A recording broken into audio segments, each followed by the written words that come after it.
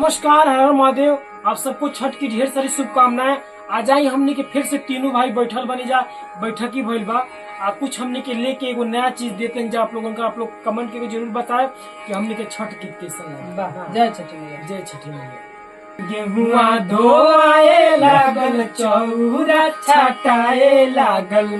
गेहुआ धोआए लागल, चौरा छाटाए लागल।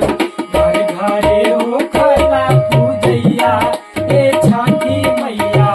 घर घरे होखेला पूजैया ए छठी मैया। गेहुआ धोआए लागल, चौरा छाटाए लागल। गेहुआ धोआए लागल, चौरा छाटाए लागल। घर घरे होखेला पूजैया ए छठी मैया।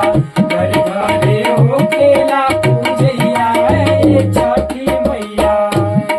आई कहे बा छठी मैया की कैसे हो चढ़ते कतिका माई के हाल सुनाया।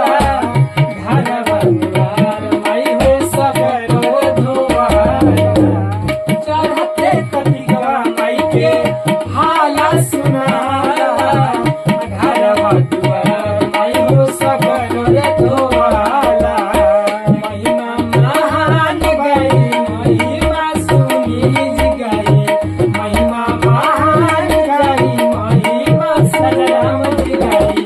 घरे घरे होखेला पूजैया ए छठी मैया। घरे घरे होखेला पूजैया ए छठी मैया।